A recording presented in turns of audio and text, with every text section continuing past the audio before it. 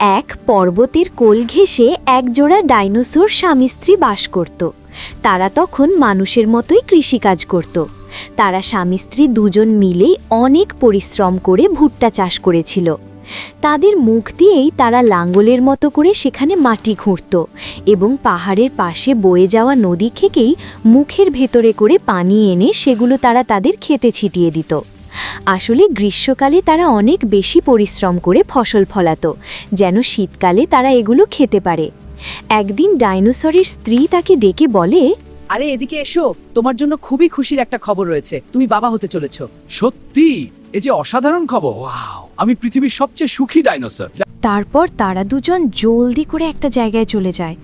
আসলে এখানে ডাইনোসরের 3টি ডিম ছিল। ডাইনোসরের ডিমগুলো দেখতে অনেক কিউট, তাই না? আমার মনে হয় বর্তমান সময় হলে মানুষ নিশ্চিত মুরগির ডিম ভেবে খেয়ে ফেলত। যাই হোক, ছোট্ট 2টি ডিম থেকে তখন ডাইনোসরের 2টি মেয়ে বাচ্চা বের হয়ে আসে। তখন তারা একটি বাচ্চার নাম দেয় মিনা আর একটির নাম রাখে লিনা। কিন্তু বাচ্চা দুটো খুবই দুষ্টু ছিল। এদিকে বড় ডিমটা ফুটতেই চাচ্ছিল না। পরে বাচ্চারা দুষ্টামি করে ডিম লাঠি দিয়ে ভেঙে ফেলে। কিন্তু দেখা গেল সবচেয়ে বড় ডিম থেকে সবচেয়ে ছোট বাচ্চা বের হয়ে আসে। কিন্তু তাতে বাবা মা কি রাগ করতে পারে? পরে এই বাচ্চার নাম তারা দেয় নূর। এরপর তাদের একটা সুন্দর পরিবার হয়ে যায়। আস্তে আস্তে বাচ্চাগুলো বড় হতে থাকে। ছোট 2 ডিম থেকে জন্ম নেওয়া মিনা এবং লিনা ছিল ভীষণ চঞ্চল আর দুষ্টু স্বভাবের। কিন্তু ছোট্ট নূর ছিল একেবারেই আলাদা। সে ছিল একটু ভীতু, একটু শান্ত। মিনা আর লিনা তাদের মা বাবাকে ভুট্টা চাষে সাহায্য করতে শুরু করে, আর ছোট্ট নূর মায়ের সাথে ছোট ছোট কাজে হাত লাগায়। একদিন নূরকে কিছু ভুট্টা দিয়ে বলা হলো, যাও নূর, তুমি এগুলো খেতে রেখে আসো। নূর যখন ভুট্টা রাখতে গেল তখন সে দেখল একটি মুরগির বাচ্চার পায়ের সাথে লতা পাতা জড়িয়ে আছে। ছোট্ট নূর সাহস করে মুরগির বাচ্চাটিকে সাহায্য করতে এগিয়ে গেল। কিন্তু হঠাৎই কোথা থেকে যেন বিশাল একটা মুরগি এসে আমাদের ছোট্ট নূরকে দৌড়াতে লাগল। বন্ধুরা, ছোটবেলায় এমন দৌড়ানি আমরা কতই না খেয়েছি, তাই না? তোমরা যদি খেয়ে থাকো অবশ্যই কমেন্টে জানাবে। যাই হোক, তারা সবাই মিলে তাদের সেই ভুট্টাগুলো শীতকালের জন্য পাথরে মোড়ানো একটি ঘরের ভেতরে জমাতে শুরু করে। ধীরে ধীরে সমস্ত ভুট্টা তারা এক জায়গায় করে রাখে। চারদিকে শান্ত পরিবেশ, পরিশ্রমের ঘ্রাণে ভরে ওঠে তাদের ছোট্ট উপত্যকা। তারপর স্বামী স্ত্রী দুজন মিলে সেই বড় পাথরের উপর নরম কাদার ভেতরে নিজেদের পায়ের ছাপ বসিয়ে দেয়। তখন বাচ্চাগুলো বলতে থাকে, আব্বু, আম্মু, আমরাও আমাদের পায়ের ছাপ দিতে চাই। দেখো আমাদের সোনামণিরা, এই পায়ের ছাপ সাধারণ কোনো পায়ের ছাপ নয়, এটা আমাদের যোগ্যতার পায়ের ছাপ। তোমরাও যখন অনেক ভালো কিছু করবে তখন এখানে তোমরাও তোমাদের পায়ের ছাপ দিতে পারবে। পরদিন মিনা তাদের জমি পরিষ্কার করতে শুরু করে। সে বিশাল একটি গাছ এক টানে উপড়ে ফেলে। অন্যদিকে লিনা বৃষ্টির মধ্যে সম্পূর্ণ একটা জমি চাষ করে ফেলে। এটা দেখে তার বাবা মা অনেক বেশি খুশি হয়ে বলে, এবার তোমরা পাথরে তোমাদের পায়ের ছাপ দিতে পারো। তোমরা দুইজন পরিশ্রম করে সফল হয়েছো। যাও, এই পাথরে তোমরাও এখন পায়ের ছাপ রাখতে পারবে। তারপর মিনা ও লিনা মনের আনন্দে পাথরে ছাপ রাখে, আর তাদের বাবা মা গর্ব ভরে তা দেখতে থাকে। মিনা ও লিনা পরিশ্রম করে পায়ের ছাপ দিয়ে দিল, কিন্তু আমি কবে দিব? আমি তো কিছুই পারি না। তারপর নূর সেই মুরগির বাচ্চাকে খাবার দিতে যায়, কিন্তু এবারও মুরগির বাচ্চার দল নূরকে দৌড়ানি দেয়।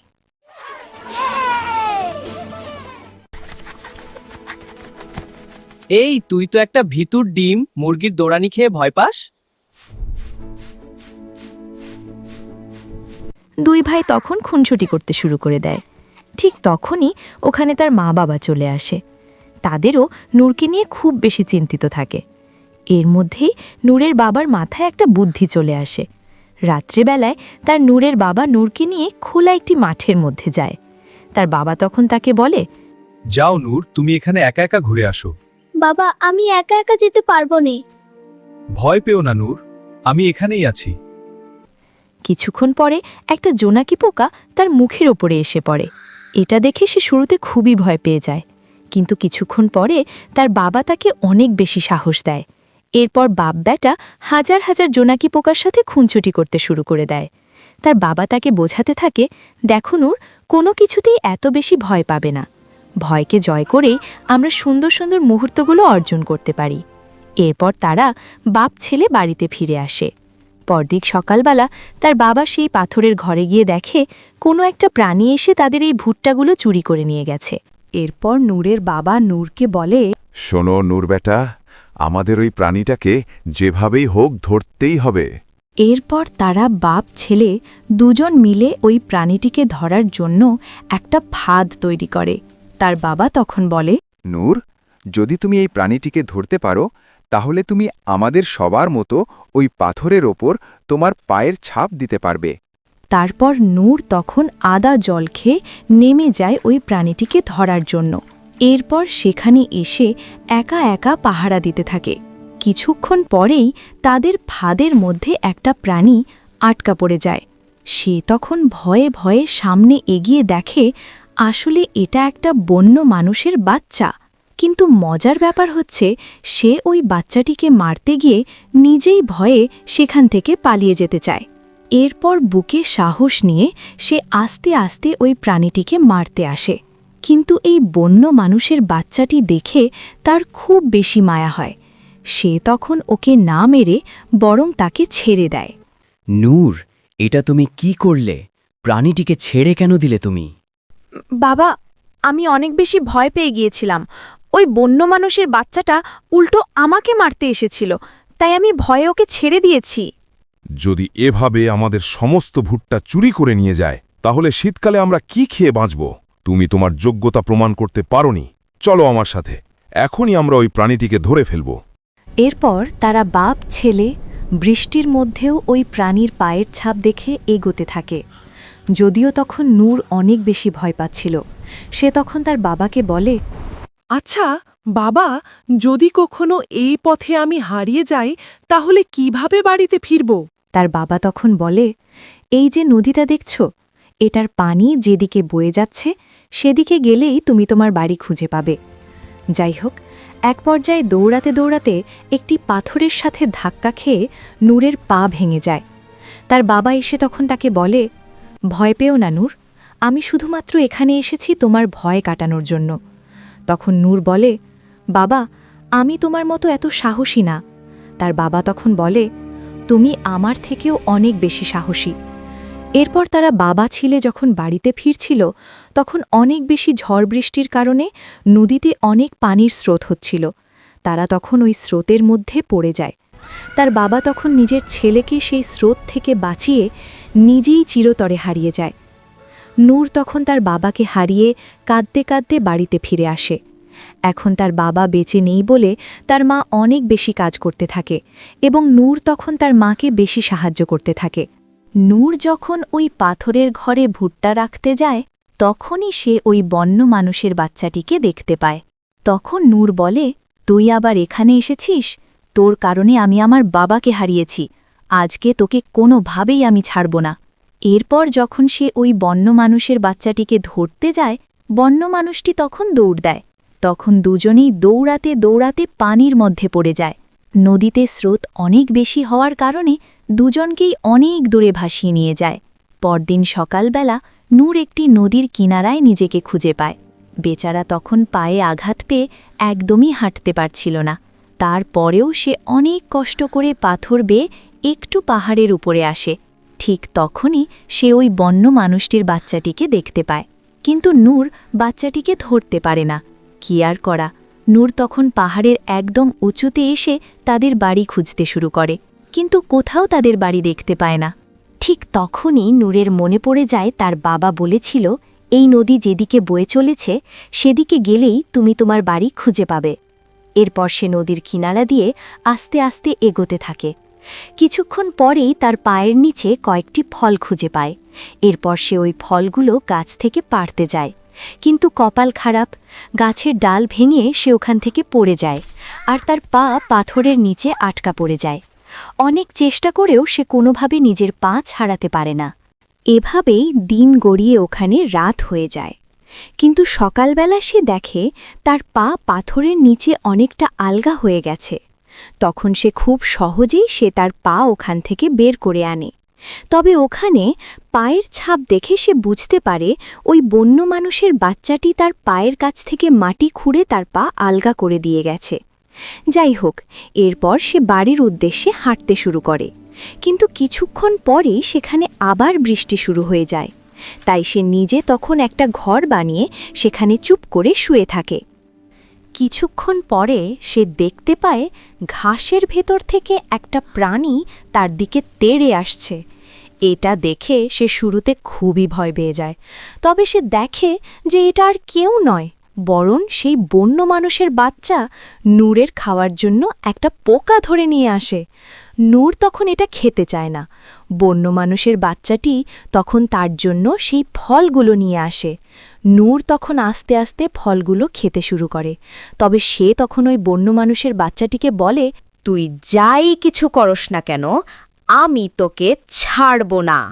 যাই হোক, এরপরে ওই ছোট্ট বন্য মানুষের বাচ্চাটি নূরকে একটি ফলের গাছের কাছে নিয়ে যায়। যদিও শুরুতে নূর সেখানে ভয়ে যেতে চাচ্ছিল না, তবে বন্য মানুষের বাচ্চাটি তাকে জোর করে সেই গাছের কাছে নিয়ে যায়।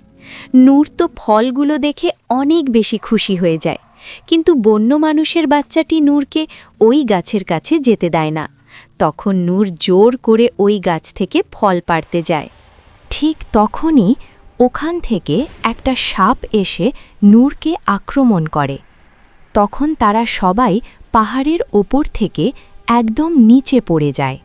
সাপটি এবার নূরকে আক্রমণ করতে গেলে ওই বনমানুষের বাচ্চাটি উল্টা সাপটিকে মেরে ফেলে আর সাপের হাত থেকে নূরকে বাঁচিয়ে নেয়।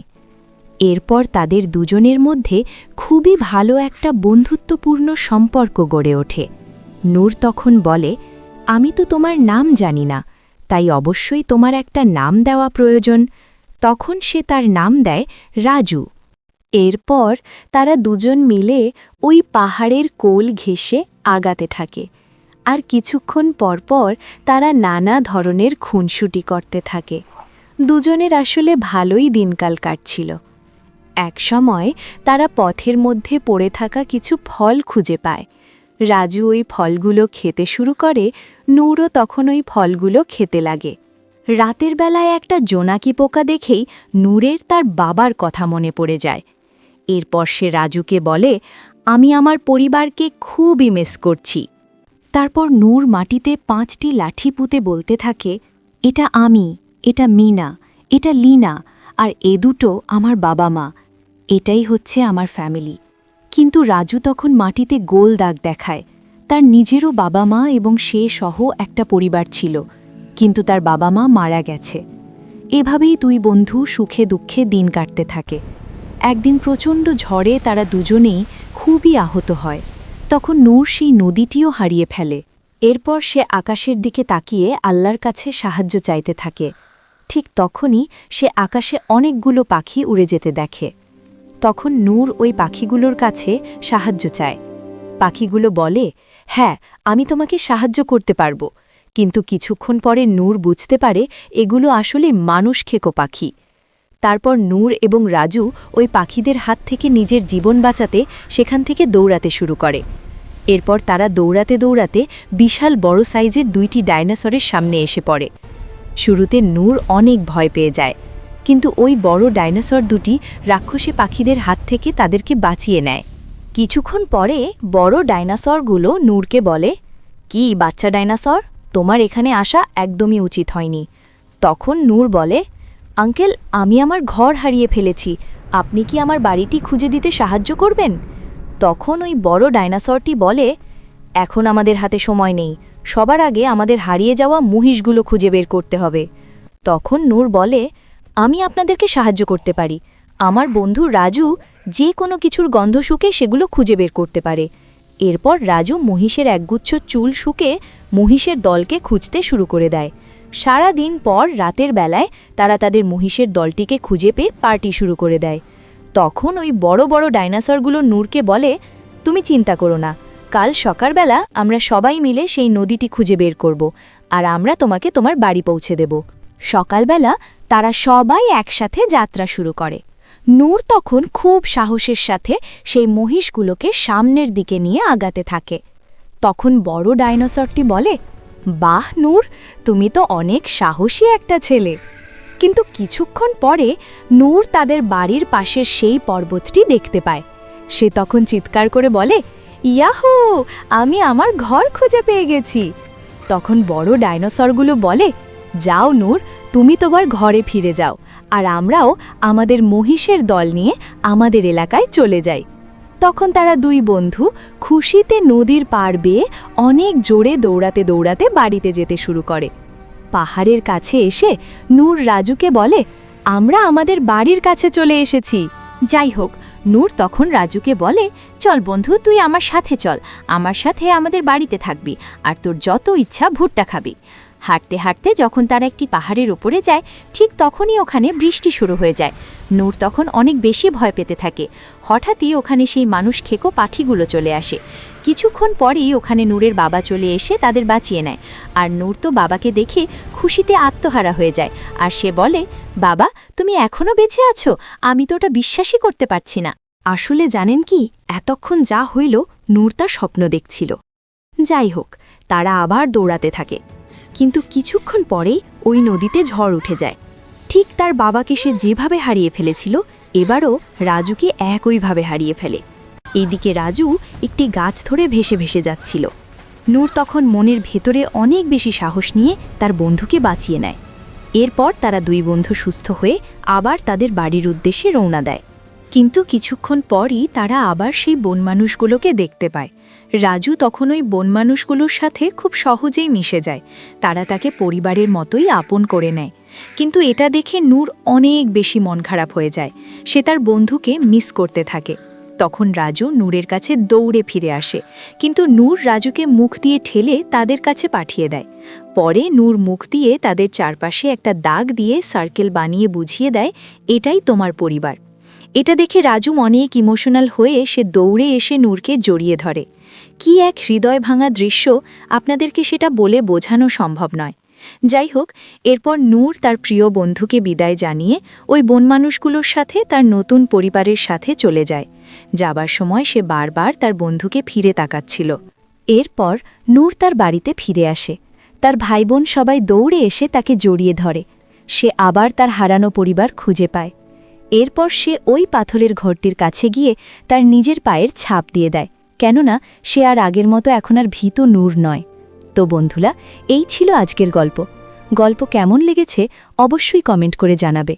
আর আল্লাহ আমাদের সবার বাবা মাকে ভালো রাখুক, চিরজীবী হোক সত্যিকারের বন্ধুত্ব। ধন্যবাদ সবাইকে। আল্লাহ হাফেজ।